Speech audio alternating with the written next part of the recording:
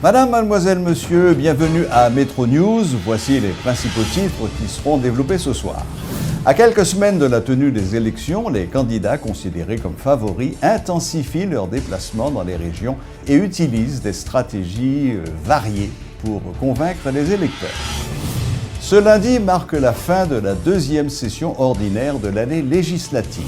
Plus de 300 millions de gourdes issues des fonds des collectivités territoriales ont été détournées par l'actuelle équipe au pouvoir, selon plusieurs maires élus qui ont organisé ce lundi un sit-in afin de protester contre cet acte.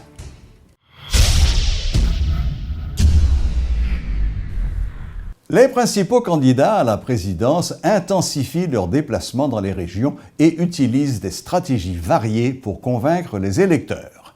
Le candidat de la paix, Jules Célestin, a obtenu l'appui de la Confédération nationale des vaudouisans haïtiens. Le Ougan Alix E. Compa, grand serviteur aux affaires juridiques et politiques de la Confédération, soutient que les dirigeants de son organisation se sont rendus compte que Jules Célestin est le seul qui accepte de porter les revendications du secteur vaudou, le seul qui soit prêt à accorder un espace aux vaudouisans pour qu'ils puissent évoluer comme tous les autres. De son côté, la candidate à la présidence de Famille-Lavalas, Maryse Narcisse, a planifié un déplacement dans la diaspora haïtienne aux États-Unis, notamment à New York et à Boston. Elle devrait avoir plusieurs séances de travail avec des personnalités, dont l'acteur Danny Glover. Le candidat à la présidence du PHTK, Jovenel Moïse, en tournée dans le Sud, avait mis l'accent sur sa détermination à relancer l'agriculture dans la plaine des Cailles notamment. Il se présente désormais comme une victime de la classe politique et des classes possédantes qui veulent l'empêcher d'accéder à la plus haute magistrature de l'État. Pour l'entrepreneur, cet acharnement s'explique par ses origines paysannes et modestes. Le candidat à la présidence de Petite-Dessalines, Moïse Jean-Charles, était peu visible ces derniers jours. L'un de ses proches, Mathias Pierre, explique que l'ex-sénateur avait eu des séances de travail avec des personnalités dans divers secteurs. Un calendrier des rassemblements publics de Moïse Jean-Charles sera bientôt communiqué. Monsieur Jean-Charles avait obtenu la semaine écoulée l'appui de certains ex-maires, dont Yvon Jérôme et Lydie Parent. Le candidat à la présidence de la plateforme politique Remain Haïti, Maître Jean-Henri Séan, après avoir lancé officiellement sa campagne à Jérémie, se trouvait ce week-end au Cap-Haïtien. Le ministre Camille Édouard Junior a procédé ce lundi à l'installation d'une commission sur la réforme du droit pénal. Cette nouvelle entité, qui a pour mission de travailler à la modernisation du système pénal haïtien, est présidée par l'ancien ministre Jean-Joseph Exhumé. Elle est composée également de maîtres Sybille Théarmeuse, Jean Vandal, René Magloire et de Florence Mathieu. Nécessité d'adapter constamment le droit, l'ensemble des règles qui gouvernent, qui sanctionnent l'action ou l'inaction d'une société par rapport à la nouvelle criminalité. Eh bien, c'est objectif ça, qui était déjà commencé de saluer le travail que le prédécesseur moi fait dans ce sens-là, et que moi aller dans ce sens-là et demander encore plus. D'abord, à ancien professeur, ministre et qui est président de commission, Maître Jean-Joseph Exhumé, ainsi que l'autre membre de commission. Moi, j'ai fait expérience avec eux dans d'autres commissions présidentielles déjà. Et je connais la capacité et qualité de travail que vous avez produit. Et c'est ça qui fait que, ensemble, nous discutons sur la nécessité de nous mettre sous pied une commission sur réforme de droit pénal haïtien. Et la commission, ça a déjà bon moins 2 textes avant projet code pénal, avant projet code de procédure pénale. Il faut que la société civile là connaisse qui nouveau régime pénal que nous gagnons. Et la société en général là, il faut connaître que il y a de nouveaux délits, il y a de nouvelles peines, de nouvelles procédures, et ça doit faire un débat dans la société. Je vais demander à la commission pour aussitôt mettre le travail. Parce que là, nous avons une période de campagne présidentielle. Il faut que les candidats aient un mot sur le nouveau régime pénal que nous devons gagner. Parce que la criminalité, il arrive de tous côtés. malheureusement. Mais c'est réponse que l'État baille à la criminalité, qui est capable de bailler la société à confiance dans l'État. Plus de 400 000 personnes sont sorties de la situation d'insécurité alimentaire. C'est ce qu'a révélé ce lundi le coordonnateur AI de la Coordination nationale de la sécurité alimentaire, CNSA, Abel Desamours, ce qui constitue, selon lui, une amélioration appréciable au niveau de la crise alimentaire qui sévit dans le pays. Cependant, il reconnaît que le mérite revient à des facteurs exogènes comme la pluviométrie et non à des politiques internes d'ordre structurel émanant du gouvernement.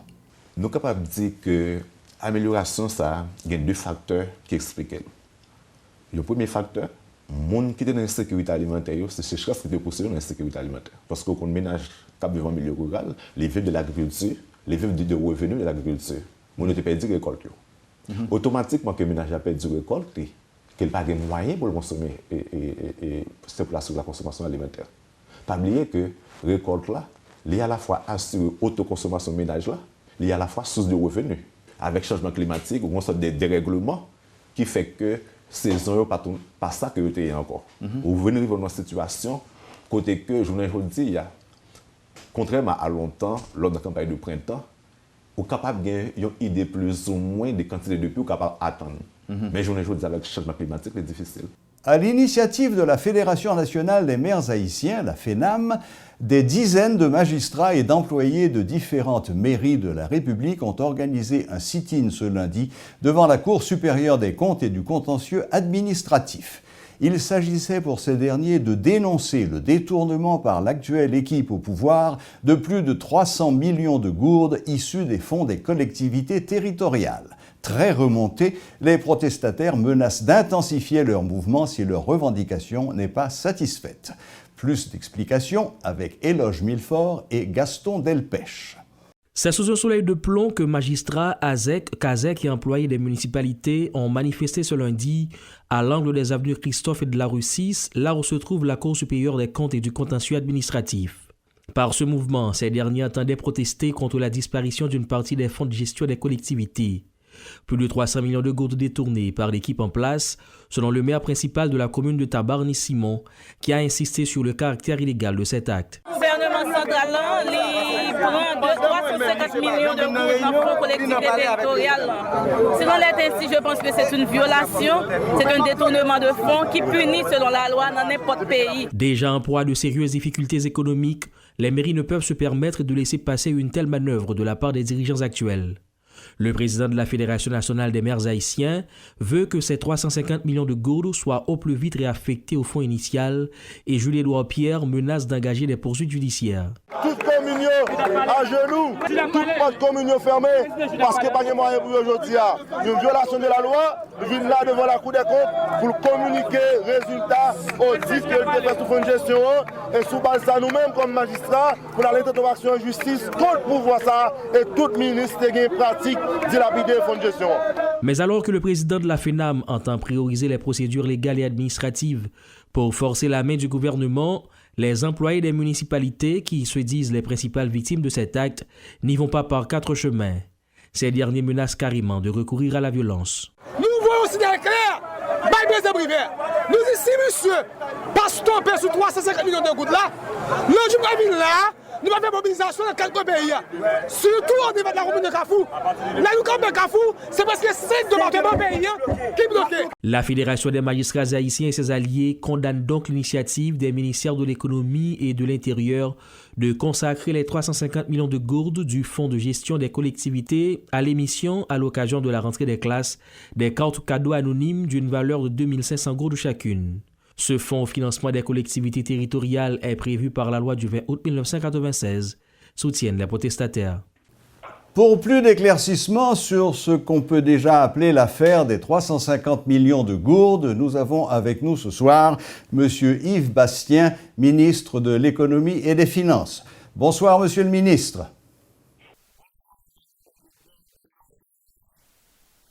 Monsieur le ministre, cet après-midi, quelques dizaines d'employés de mairie et de maires ont organisé un sit-in devant la Cour supérieure des comptes. Ils entendaient protester contre ce qu'ils appellent eux-mêmes un détournement de fonds, ce qui est une accusation grave. Nous avons ici deux lettres, la première en date du 22 août émanant du ministre de l'Intérieur, vous demandant d'autoriser le transfert de 200 millions de gourdes, et après une lettre commune, conjointe entre vous et le ministre de l'Intérieur, demandant à la BRH de virer 350 millions de gourdes sur le compte de la BNC. Est-ce que vous pouvez nous en dire un petit peu plus ?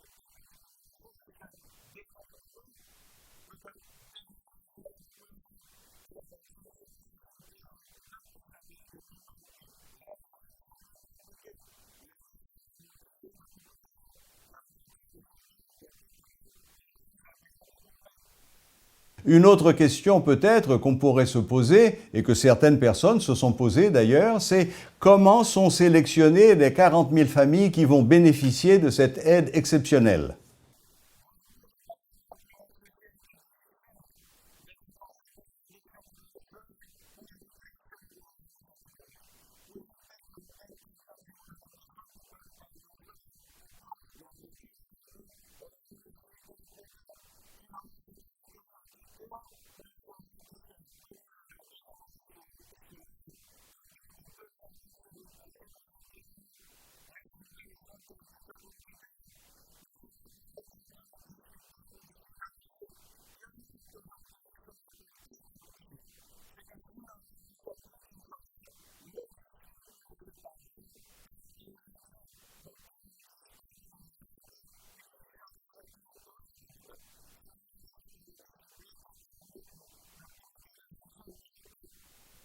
Très bien, oui, je vous suis parfaitement. D'ailleurs, pour aller dans votre sens, je précise que la lettre que le ministre de l'Intérieur vous avait adressée dit très clairement « Le ministère rappelle que ce montant constitue une avance faite au Trésor public et devra être remboursé ».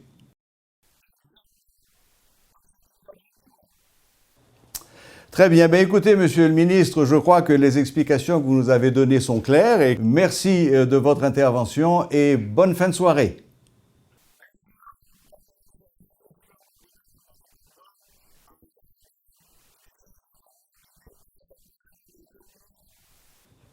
Exactement. Merci, Monsieur le ministre. Au revoir.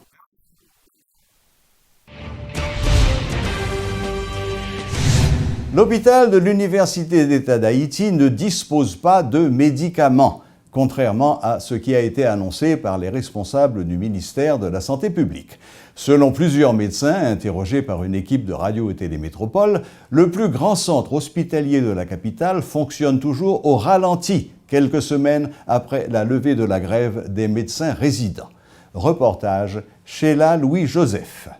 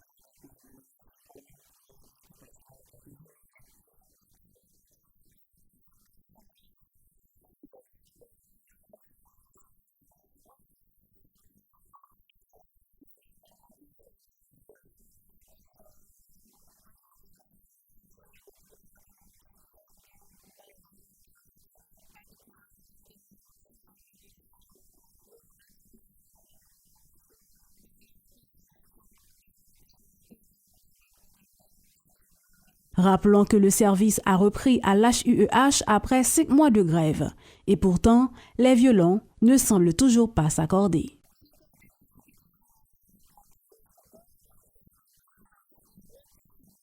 La boucle est bouclée, à la prochaine, même heure, même chaîne.